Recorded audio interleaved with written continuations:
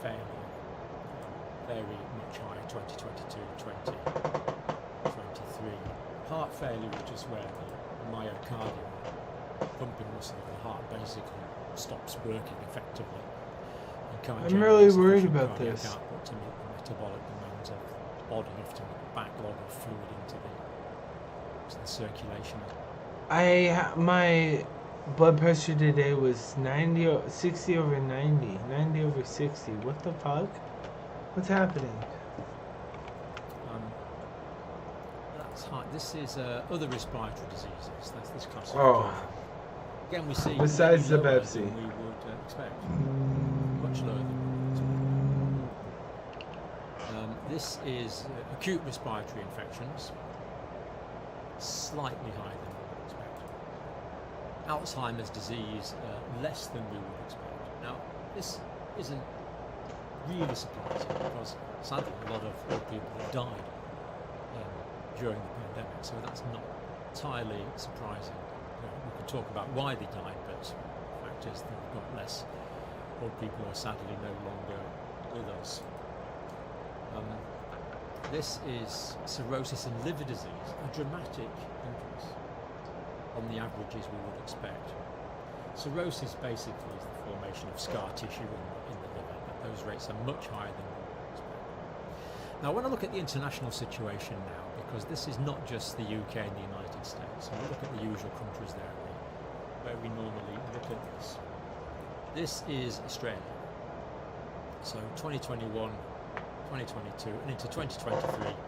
Let's hope this decline in Australia is real, but it's still at about What's the line? 6%. But it has Mortality. been as high as 20%. Oh. Excess deaths in 2023 in Australia. Excess meaning unexpected. Canada, likewise, at the moment, excess mortality, deaths from all causes. Excess meaning more than the average. In Canada, we see it's currently over 15%. Figures for Ireland, again, over 10% at the present time, and has been higher in 2022 and 2023. Netherlands, somewhat above average again. Always. Latest data there is actually over 20% in Netherlands.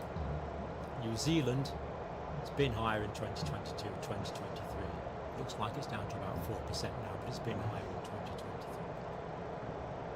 This is the latest data that we have. United Kingdom. These two are the first ones I saw where it was less than the average. To 2023. Looks like it's down to about 4% now, but it's been higher in 2023. This is the latest data that we have. United Kingdom. Looks like we're around about 7 or 8% there. That's our rolling data graphic. In the United States, but it hasn't dropped below average for some time, has it? We're winning. 2020 by the data set. Higher in 2022 and 2020. That's interesting. So sadly, we're seeing these increased deaths around the world, and as far as we know, we've looked at data from the UK and the United States, that these are in basically all age groups. It's across the age ranges that we're seeing this. Very surprising that we're not seeing and hearing more about this. Our politicians and mainstream media. Now, just before we go, if you want to get more on the normal function of the body and how the body goes wrong, these books are available for free download. I will put the link there. The books I've written. And this one is available in hard copy if you live in the United Kingdom. This one, I'm just getting around to updating it. It's just a matter of time. We'll reprint that as well. But there's a lot of detail there on the way that the body works and the way the body goes wrong, completely free on PDF. So feel free to download that and use it. Wow. Like. And, open source. Thank you for watching, and let's hope we. Well, to be honest, we haven't heard much on these excess deaths from where we would expect to hear about it, and I do hope that changes. But at least you've seen the data for yourself now, and we really need to be asking questions about this. My first question: How many of them are men? My second question. How many of them are white?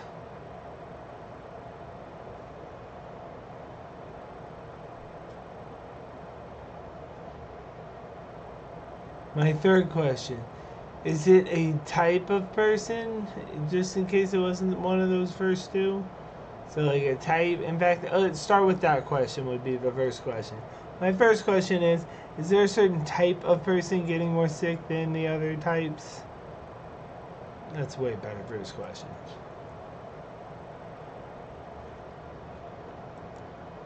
Judge Joe Brown. Want a sax attack with a Mersheimer?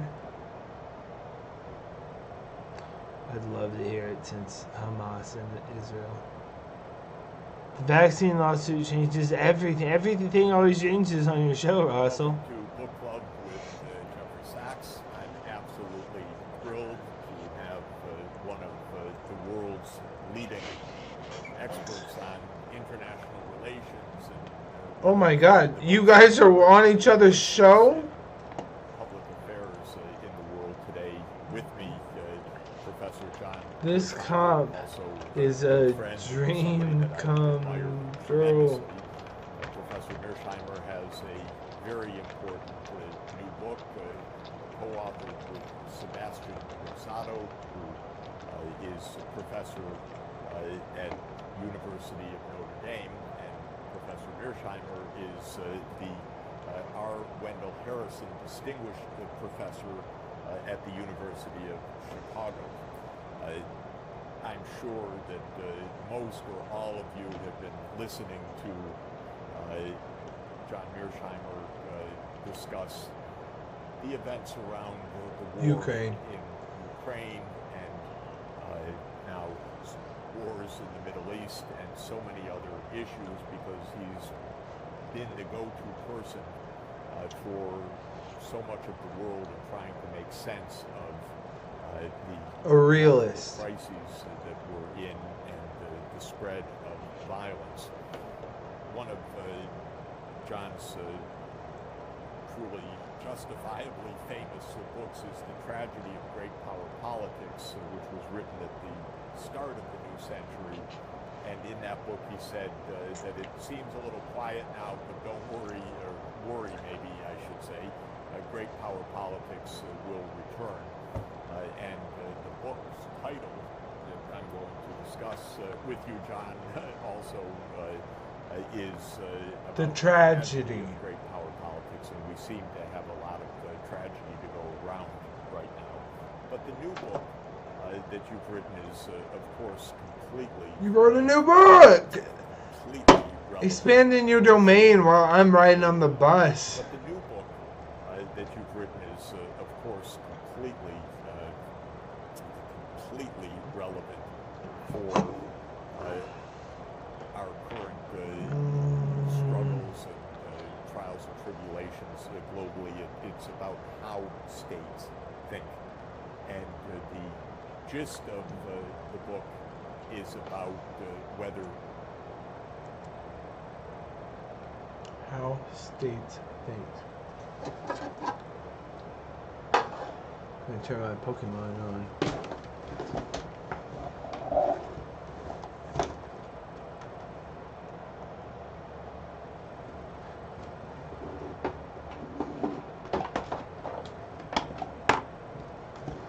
El Niño.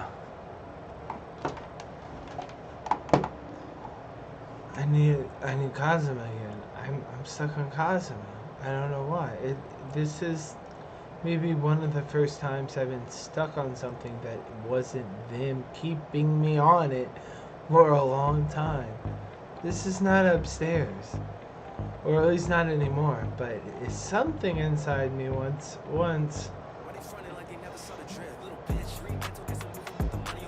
What are we doing here?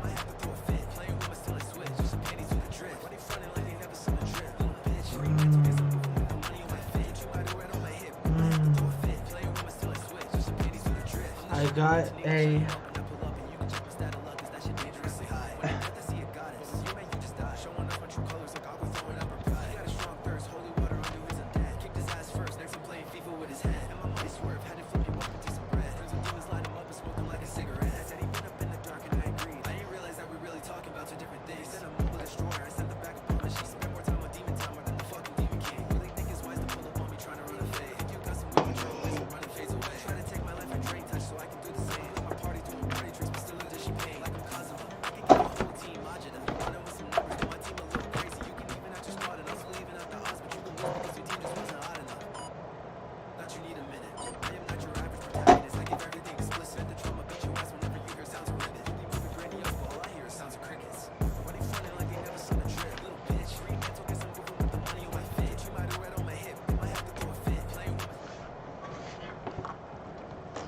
Why you no turn on?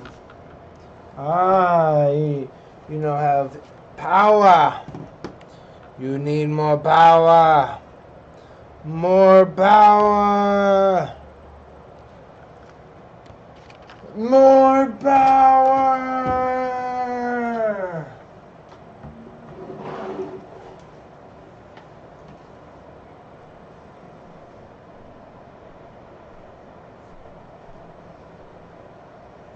We stand around and wondering why I make moves. I kill anyone who stands in the way. I laugh at your pain. The same venom coursing through the breath of my fangs.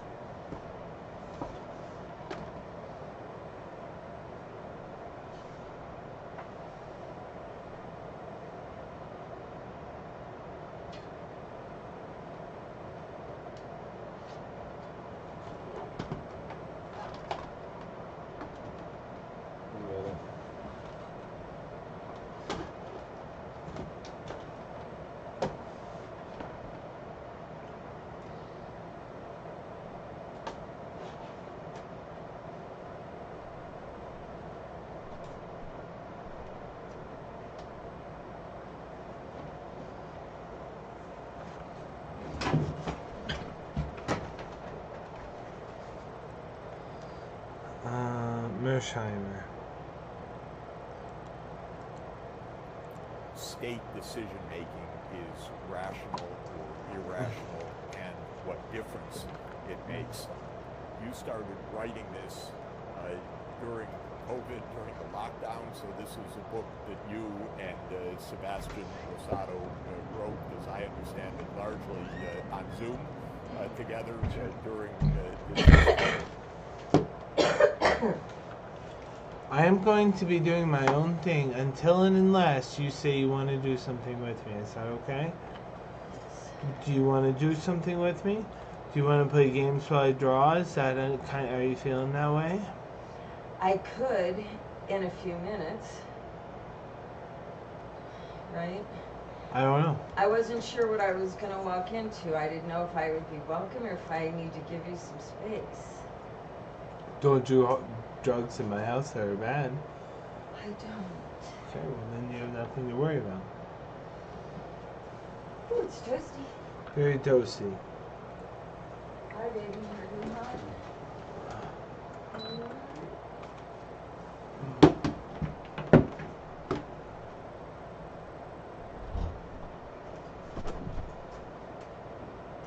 So, I guess I'm going to leave you alone.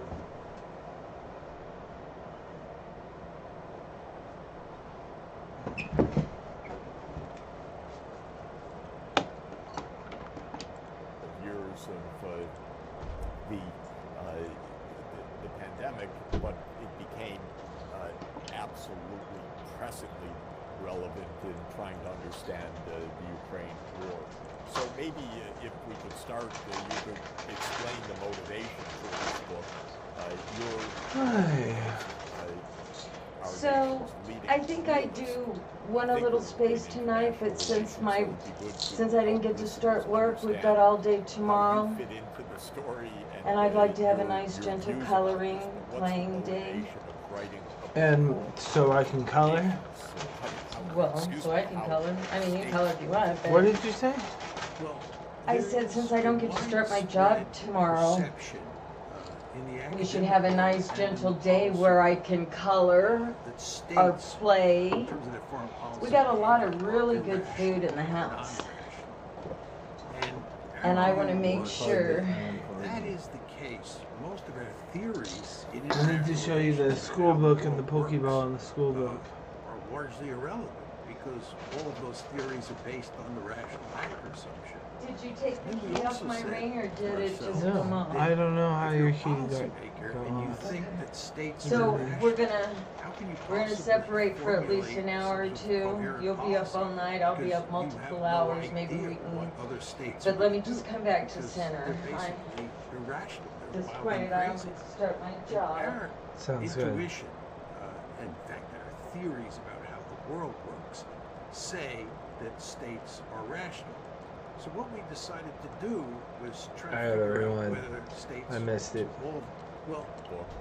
Tato wrote, as I understand it, largely on Zoom together during the first couple of years of the pandemic, but it became absolutely pressingly relevant in trying to understand the Ukraine war. So maybe if we could start, you could explain the motivation for this book.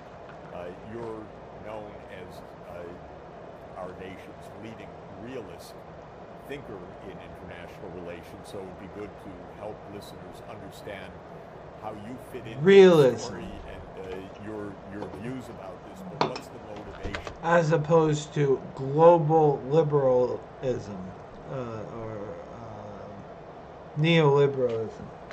Writing a book called How Nations, how States Think. Well, there is a widespread perception in the academic world and in the policy world that states, in terms of their foreign policy behavior, are irrational or non-rational. And our view was that if that is the case, most of our theories in international relations about how the world works are largely irrelevant, because all of those theories are based on the rational actor assumption. Then we also said to ourselves that if you're a policymaker and you think that states are irrational, how can you possibly formulate some sort of coherent policy? Because you have no idea what other states are going to do, because they're basically irrational, they're wild and crazy. And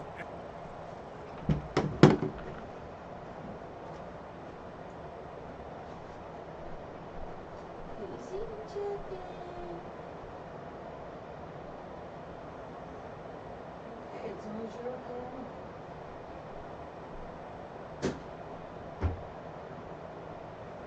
No? Did you take a pill? Did the one you just got?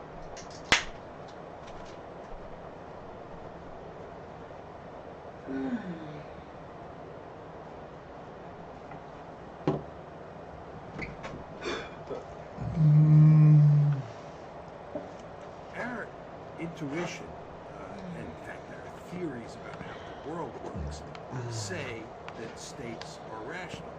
So what we decided to do was try to figure out whether states are routinely rational or routinely non-rational. And to do that, you have to have a definition History. of what rationality Oh. is, because that has to be the baseline that you then employ To look measure at past everybody state else. behavior and The determine history. whether or not states have been rational or not. So what we do in the book is we explore what rationality is, and then we look at the historical record, and we conclude, one might say unsurprisingly, that states are rational most of the time. This is not to say that they don't do irrational things, and a good example of that would be the George W. Bush invasion of Iraq in 2003. That was clearly, in our opinion, a case of non-rationality. So we'll come to that to understand that. But in our current discourse, for example, it has been said almost nonstop. Well, Putin, he's irrational. He thinks he's Peter the Great. He's aiming in an illusion. He's to crazy. rebuild the Russian Empire. And your It's argument pride. is He's this is trying to not build the a empire. serious way to think about Russia's decision making or President Putin's role in Russia's decision making. And if we think that way, we're ourselves going to be led down a very dangerous and inaccurate path in how we deal with the global challenges. Yeah, let me say a few words about Putin, because there's no question that that's the case that almost everybody rivets on these days. Our basic argument is that whether a state is rational or not is largely a function of the theories that underpin the policy that a leader is pursuing. And in other words, if a statesman or leader has a cockamamie theory that informs the state's policy, then that's not rational. And if you look at the case of Vladimir Putin, this is a pretty straightforward case of Putin and virtually every Russian leader being deeply fearful of NATO expansion. And when it was first announced in April 2008 that Ukraine was going to become part of NATO, the Russians made it unequivocally clear that this was unacceptable, and Putin was in the lead in making that argument. Nevertheless, NATO continued to move eastward and to attempt to bring Ukraine into NATO. And the end result is